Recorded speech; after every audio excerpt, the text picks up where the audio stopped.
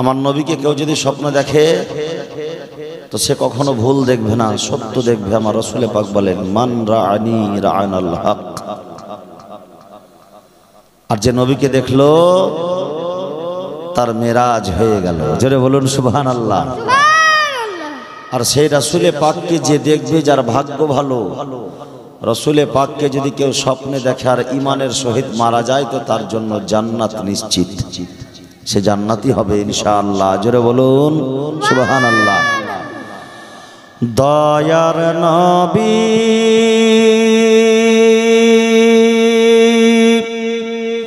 জীবনে একবার গো স্বপ্নে আমার দেখা দাও গো। দয়ার নবী জীবনে একবার গো স্বপ্নে আমার দেখা দাও গো। তোমার ওসিলাই শান্তি পাব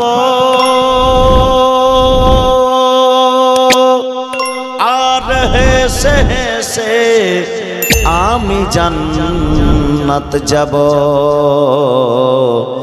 স্বপ্নে আমার দেখা দাও গো ও নবীজি আমার, একবার কাছে ডেকে নাও গো তোমার, তোমার কদমে জান দিয়ে দেব। দয়ার নবী জীবনে একবার গো স্বপ্নে আমার দেখা দাও গো। ও মনটাই আমার হারিয়ে গেছে মদিনার পথে, যেথায় খোদার রহমত ঝরে দিনে রাতে। মনটাই আমার হারিয়ে গেছে মদিনার পথে, যেথায় খোদার রহমত ঝরে দিনে রাতে। বড়ই পেরেশান মন যে আমার, কবে হাই দু চোখে নবীর রওজা দেখিব। স্বপ্নে আমার দেখা দাও গো দয়ার নবী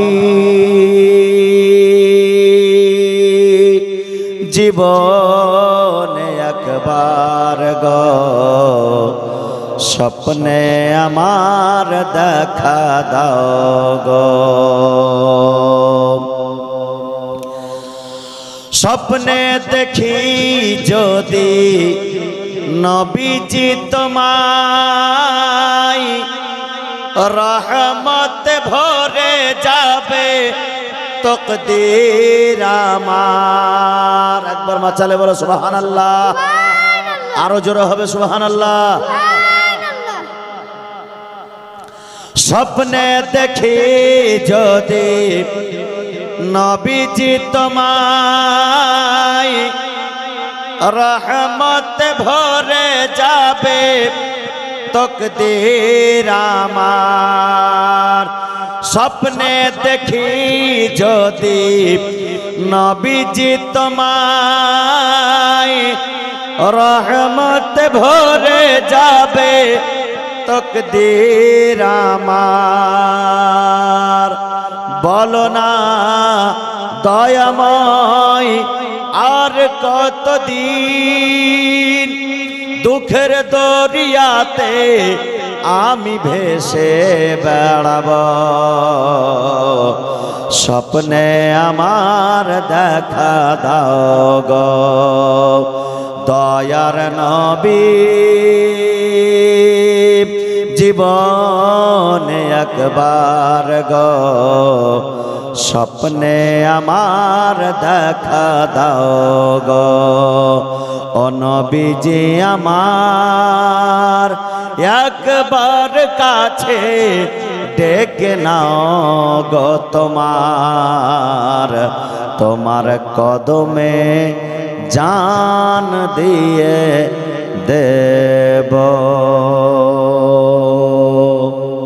করেন ইয়া আইয়ুহাল্লাযীনা আমানুত্তাকুল্লাহ ওয়া কুনু মা'আস সাদিকিন জোরে বলুন সুবহানাল্লাহ হে ইমানদার ব্যক্তিগণ হে বিশ্বাসী বর্গরা তোমরা আল্লাহকে দেখে ভয় করো এবং সত্যবাদীদের তোমরা সঙ্গী হয়ে যাও সত্যবাদীদের কি হও সঙ্গী হয়ে যাও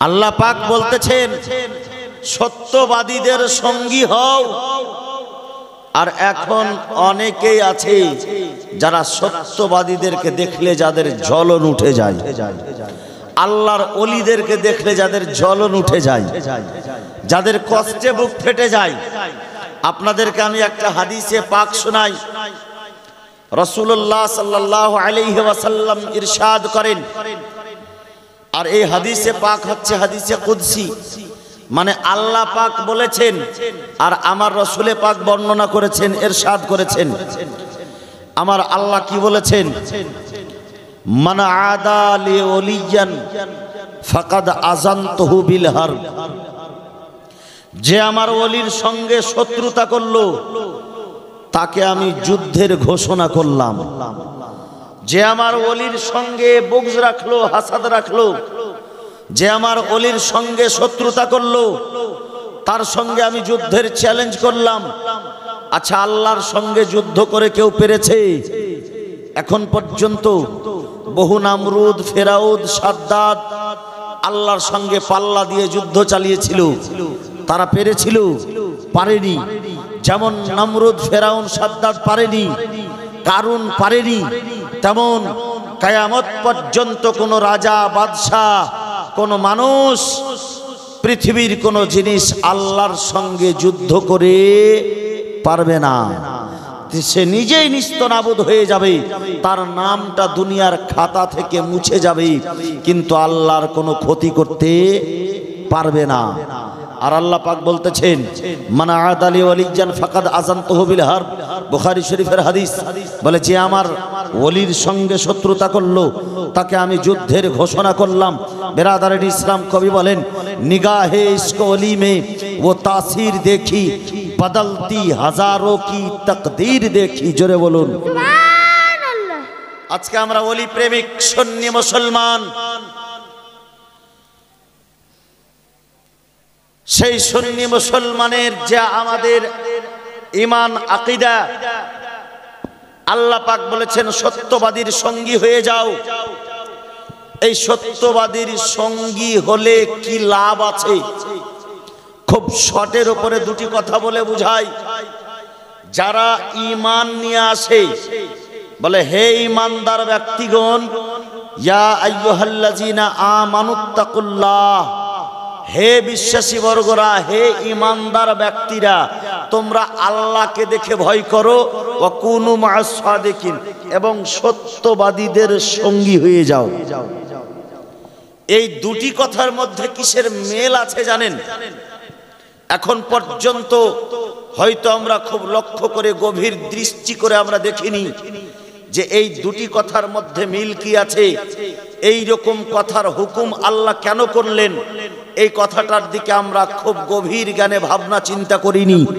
আজকে আমি আপনাদেরকে বলি এই বাবুরা উঠা বসা করবে না যারা যাবা চলে যাও আর যারা বসে থাকো বসে থাকো মাহফিল থেকে উঠা বসা করবে না খুচমুচ করে মাহফিলের মজা নষ্ট হয়ে যাবে অল্প সংখ্যক লোক হলেও খুব ভালোভাবে আপনারা বসে আছেন আর এই জায়গাতে কোরআন ও হাদিসের কথা আমার মা বোনেরা অনেকে এসেছে কোরআন ও হাদিসের কথা আলোচনা হচ্ছে এই কোরআন হাদিসের কথা শোনার পরে আপনি কিছু শিখবেন কিছু আলোচনা আপনার অন্তরের মধ্যে কোরআনের একটি আয়াতের ব্যাখ্যা যদি আপনার অন্তরে বসে যায়, ইনশাআল্লাহ গর্ব করে বলতে পারি আপনার ঈমান সতেজ থাকবে, আপনার ঈমান চাঙ্গা থাকবে। জোরে বলুন সুবহানাল্লাহ। এই আয়াতে কারিমার মধ্যে এমনই সুন্দর একটা বিশ্লেষণ আছে, এমনই সুন্দরের ব্যাখ্যা আছে, যদি ভালোভাবে শুনে নেন, গৌর করে লক্ষ্য করে, আপনাকে শয়তান পথভ্রষ্ট করতে পারবে না সহজেই। ঈমানটা আপনার মজবুত হবে। আল্লাহ তাবারাক ওয়া তাআলা বলেছেন, ইয়া আইয়ুহাল্লাযীনা আমানুত্তাকুল্লাহ ওয়া কুনু মা'আস সাদিকিন। হে ঈমানদার ব্যক্তিগণ, তোমরা আল্লাহকে দেখে ভয় করো এবং সত্যবাদীদের সঙ্গী হও। দুটি কথা। এক নম্বর কথা আল্লাহকে দেখে ভয়, খোদার ভয়। তারপরে দ্বিতীয় নম্বর বলছে সত্যবাদীদের সঙ্গী হও। তো আল্লাহকে দেখে ভয় করলাম, আর আল্লাহকে দেখে ভয় করার কথা প্রথম অংশে, দ্বিতীয় অংশে বলছে সত্যবাদীদের সঙ্গী হওয়া। তো আল্লাহকে তো ভয় করতে হয়, এটা বুঝলাম, কিন্তু সত্যবাদীদের সঙ্গীটা কেন হব, কিসের জন্য হব, কি কারণে হব, কি প্রয়োজন আছে? অনেকেই বলে না যে আমার জন্য আল্লাহই যথেষ্ট। অনেকে বলে না, বলে যা চাইতে হবে আল্লাহর কাছ থেকে চাইতে হবে, নবীর কাছে চাইলে পাওয়া যাবে না, ওলির কাছে চাইলে পাওয়া যাবে না, আল্লাহ পাকি দেবে। আর সকালবেলা খাবার নিজের ছেলের কাছ থেকে চাইছে, নিজের স্ত্রীর কাছ থেকে চাইছে। ভাই, আল্লাহর কাছ থেকে চাও না। আল্লাহ ওসিলাটা কেন তৈরি করেছে? একজন আমাকে রেফারেন্স চাইছিল, একজন আমার কাছে, কোন এক মাস্টার ভাই আমার, যে হাজরাত স্কুলে যাই যখন কথাবার্তা বলি, অনেকেই ওয়াহাবি দেওবন্দি মতামতের আছে, ভালো কথা সে থাকতে পারে, বলে তারা রেফারেন্স চাইছে যে অলির দরবারে গিয়ে আমরা যে চাইছি, এই চাওয়াটা কি সঠিক না বেঠিক? আচ্ছা আপনারা বলেন তো, চাওয়াটা ঠিক না বেঠিক? ঠিক। সুবহানাল্লাহ, মাশাআল্লাহ। নবীর কাছে চাওয়া ঠিক না বেঠিক? ঠিক। আচ্ছা কেন ঠিক? এই জায়গাতে তারা একটা দলিল পেশ করে যে যা চাইতে হবে আল্লাহর কাছ থেকে চাইতে হবে, আল্লাহ ব্যতীত অন্য কারোর কাছ থেকে চাইলে হবে না। আর আল্লাহ পাক কোরআনের মধ্যে ইরশাদ করছেন, ইয়া আইয়ুহাল্লাযীনা আমানুস্তাঈনু বিস-সাবরি ওয়াস-সালাত। জোরে বলুন না সুবহানাল্লাহ। সুবহানাল্লাহ। হে ঈমানদার ব্যক্তিগণ, তোমরা সাহায্য চাও নামাজের কাছ থেকে, সাহায্য চাও সবুরের কাছ থেকে, ধৈর্যের কাছ থেকে। আচ্ছা আপনারা একটু বুকে হাত রেখে বলুন তো, নামাজ এবং ধৈর্য এই দুটো কি খোদা? খোদা নয়, এটা হচ্ছে গায়রে খোদা, যাকে গায়রুল্লাহ বলে। এটা আল্লাহ নয়, নামাজ আল্লাহ নয়। আমরা নামাজ পড়ছি, এটা আল্লাহর ইবাদত, কিন্তু নামাজ আল্লাহ নয়। নামাজকে আল্লাহর মেরাজ বলা হয়েছে। আস-সালাতু মিরাজুল মুমিনিন, মুমিনদের জন্য মেরাজ বলা হয়েছে। আস-সালাতু মিফতাহুল জান্নাত, নামাজকে জান্নাতের চাবি বলা হয়েছে। কিন্তু কোন জায়গাতে, কোন কিতাবে, কোন মাওলানা, কোন মুফতি, কোন মুহাদ্দিস একথা প্রমাণ করতে পারবে না যে নামাজকে খোদা বলা হয়েছে। জোরে বলুন না সুবহানাল্লাহ। সুবহানাল্লাহ। নামাজ খোদা নয়, সবুর ধৈর্য এটা খোদা নয়, কিন্তু সাহায্য চাইতে বলছে কে? মহান আল্লাহ। আচ্ছা আল্লাহ কি সাহায্য করতে সক্ষম নয়? অবশ্যই সক্ষম। আল্লাহ সাহায্য করতে পারে এবং আল্লাহই সাহায্য করছে, কিন্তু আল্লাহ আবার বলছে তুমি নামাজের কাছ থেকে সাহায্য চাও, সবুরের কাছ থেকে সাহায্য চাও।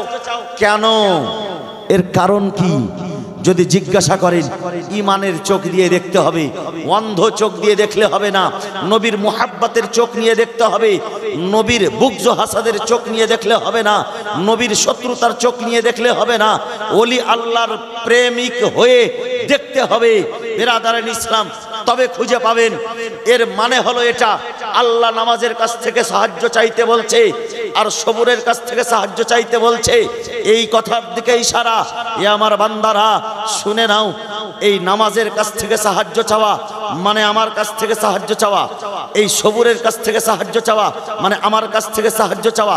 এর কারণ হলো এটা, নামাজকে আমি পছন্দ করি, নামাজকে আমি ভালোবাসি, নামাজকে আমি প্রিয় মনে করি, সবুরকে আমি প্রিয় মনে করি, সবুরকে আমি ভালোবাসি, সবুরকে আমি নিকটবর্তী মনে করি। তো নামাজ হচ্ছে আল্লাহর প্রিয় জিনিস, নামাজ হচ্ছে আল্লাহর পছন্দময় জিনিস, সবুর হচ্ছে আল্লাহর পছন্দময় জিনিস। তো আল্লাহর পছন্দময় জিনিসের কাছ থেকে সাহায্য চাওয়া মানে আল্লাহর কাছ থেকে সাহায্য চাওয়া। এবার আমাকে একটু বলতে দেওয়া হোক, আল্লাহ তাবারক ওয়া তাআলার পছন্দের জিনিসের মধ্যে শুধু নামাজ আছে তা নয়, রোজা আছে তা নয়, যাকাত আছে তা নয়। যদি একদিক থেকে দেখতে পাওয়া যায় আদম থেকে ঈসা পয়গম্বর পর্যন্ত আল্লাহর পছন্দনীয় জিনিস, আল্লাহ তাবারক ওয়া তাআলার পছন্দের মধ্যে সবচাইতে মাহবুব তারিন জিনিস হচ্ছে আমার রাসূলে পাক। জোরে বলুন, সবচাইতে পছন্দময় জিনিস হচ্ছে আমার রাসূলে পাক।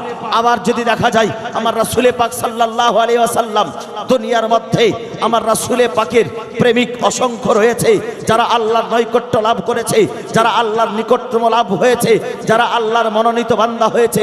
গৌসে আজম আল্লাহর পছন্দনীয় জিনিস, খাজা পিয়া আল্লাহর পছন্দনীয় জিনিস, নিজামুদ্দিন আউলিয়া আল্লাহর পছন্দনীয় জিনিস, সিরাজউদ্দিন আখিয়া পাক আল্লাহর পছন্দনীয় জিনিস, আলাউল হক পান্ডবী আল্লাহর পছন্দনীয় জিনিস, বিরাদারুল ইসলাম আলা হযরত আজিমুল বরকত আলাইহির রহমত আর রিজওয়ান আল্লাহর পছন্দনীয় জিনিস, হযরতে আশ-শাহ ফাসিহি রহমাতুল্লাহ আলাই আল্লাহর পছন্দনীয় জিনিস। জোরে বলুন, আরো জোরে হবে সুবহানাল্লাহ।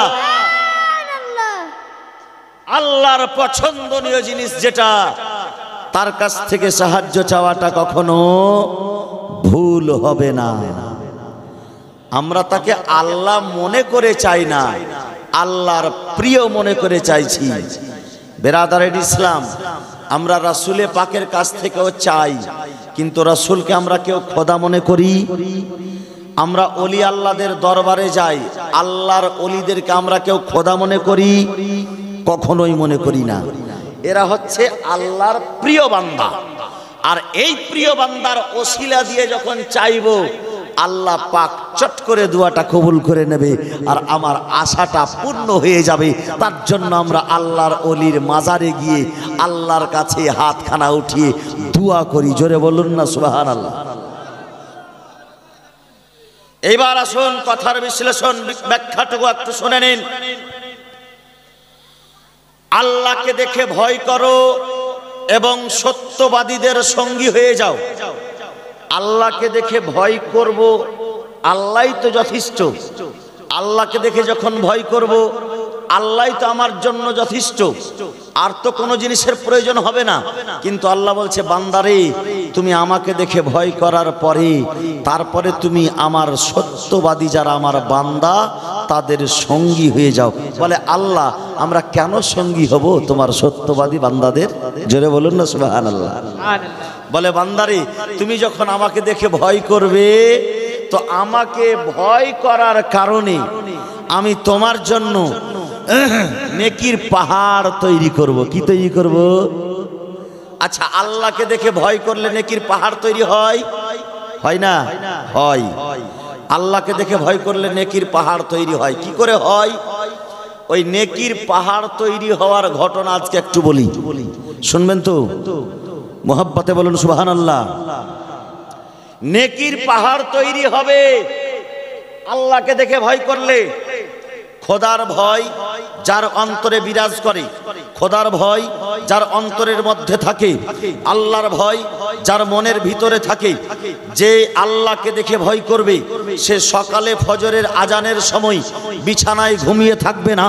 যে আল্লাহকে দেখে ভয় করবে 5 ওয়াক্তের নামাজ মসজিদে গিয়ে জামাতের সহিত আদায় করবে। যে আল্লাহকে দেখে ভয় করবে রমজান মাসের রোজা রাখবে। যে আল্লাহকে দেখে ভয় করবে নিজের সাই সম্পত্তি থেকে, নিজের মাল থেকে, নিজের টাকা পয়সা থেকে যাকাত বের করবে। যে আল্লাহকে দেখে ভয় করবে সে নবীকে ভালোবাসবে। যে আল্লাহকে দেখে ভয় করবে সে মদখরি করবে না। যে আল্লাহকে দেখে ভয় করবে সে সুদখরি করবে না। যে আল্লাহকে দেখে ভয় করবে সে জুয়াখরি করবে না। যে আল্লাহকে দেখে ভয় করবে সে জেনাখরি করবে না।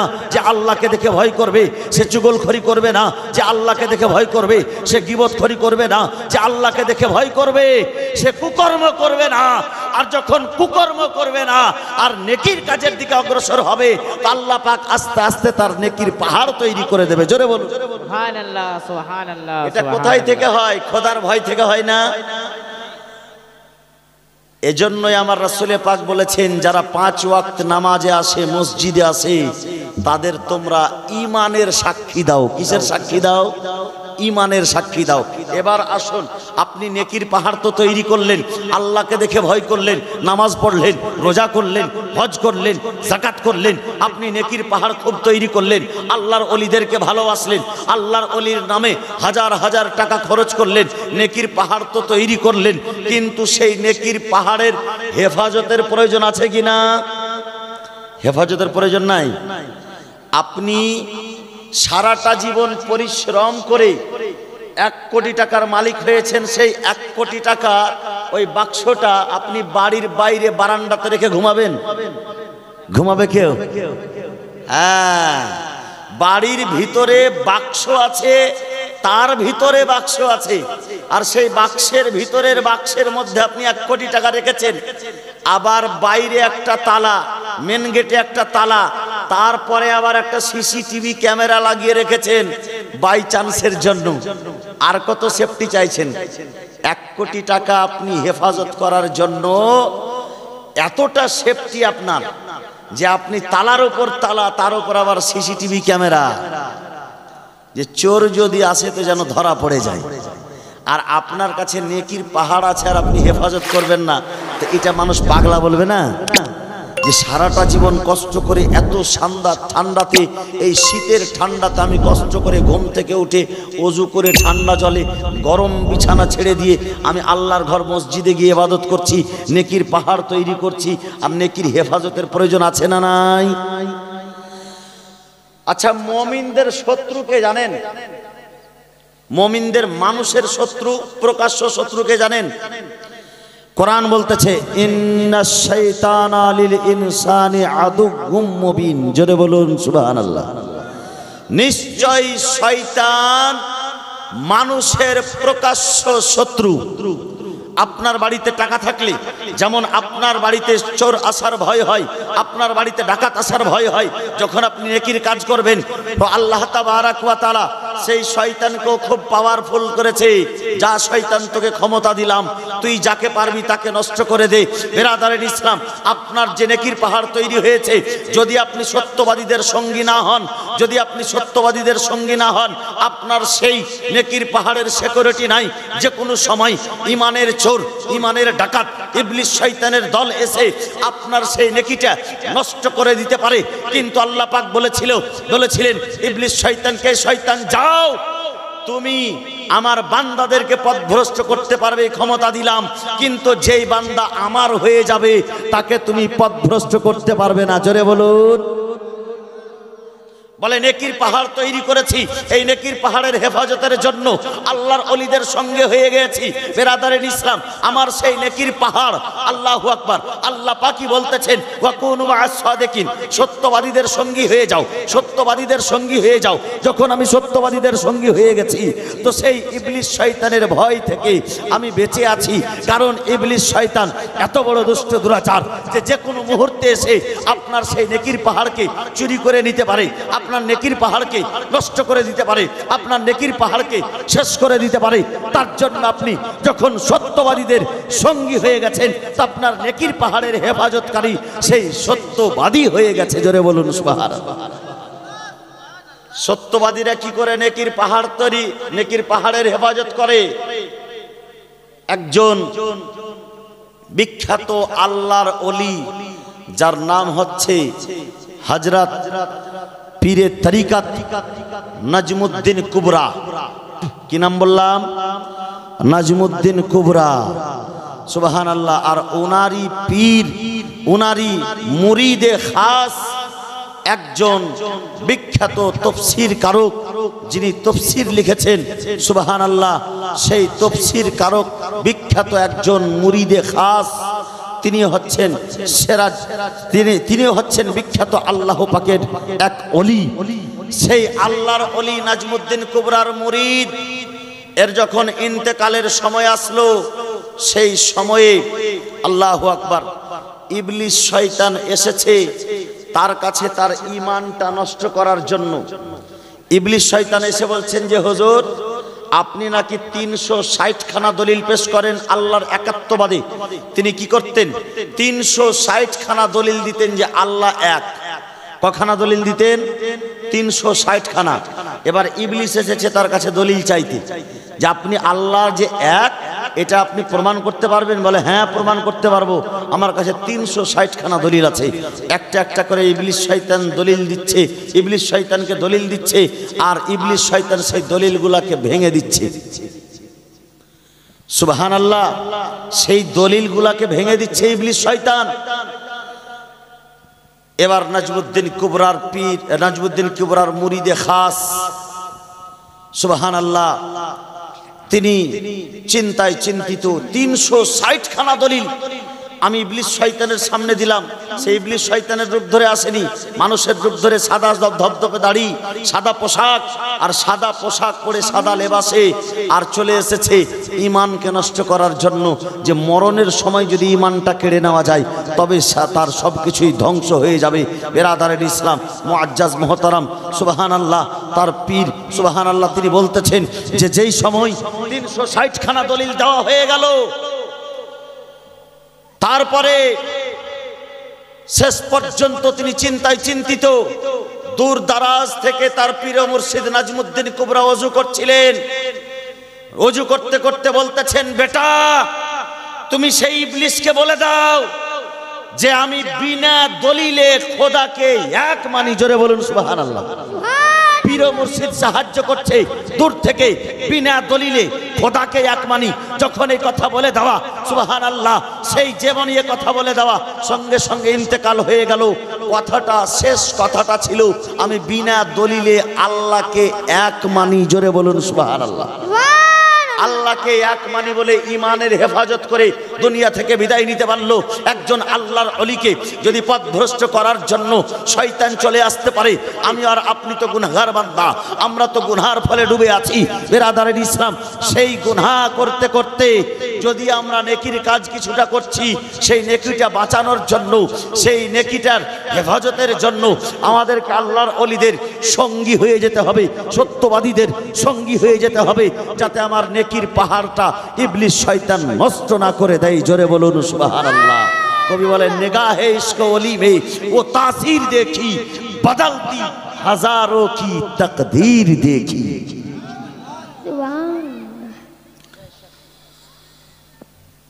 মুআজ্জাজ মুহতারাম,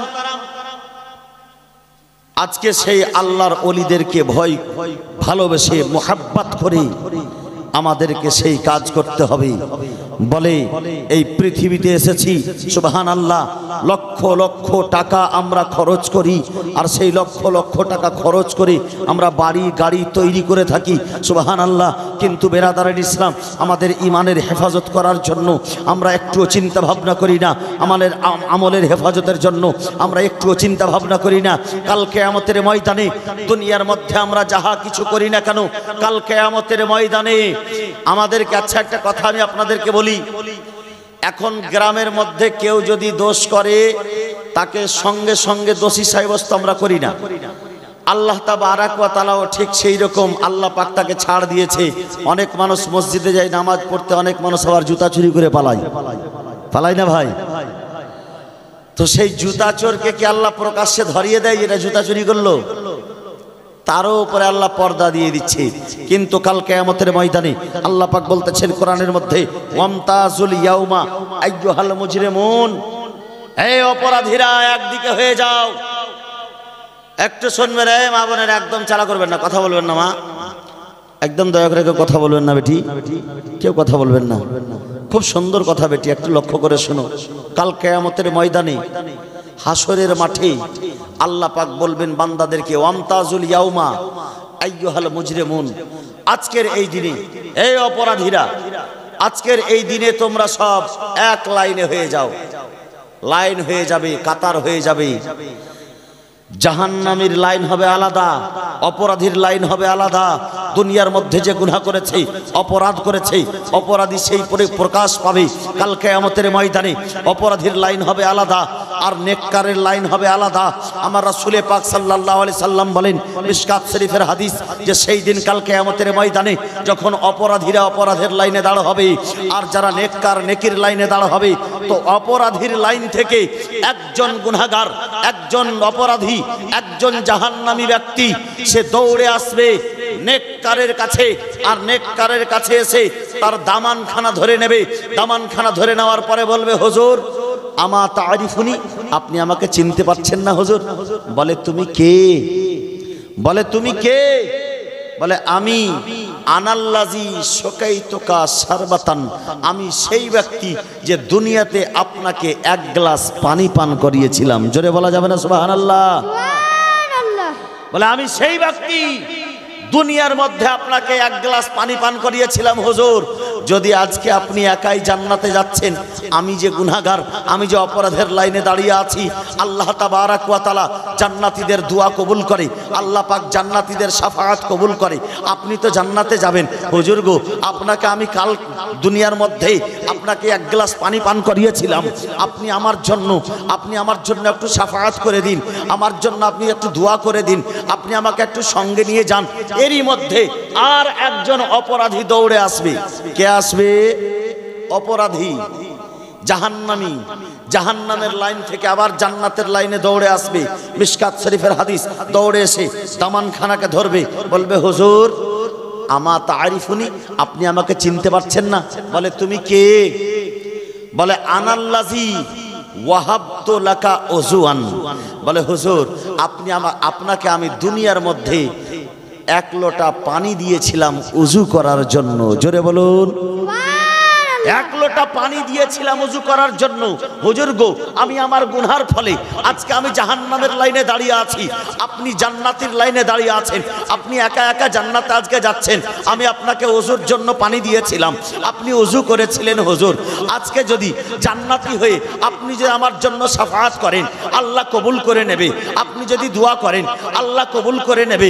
হুজুর দয়া করে আমার জন্য দোয়া করুন, আমার জন্য শাফাআত করুন। সুবহানাল্লাহ।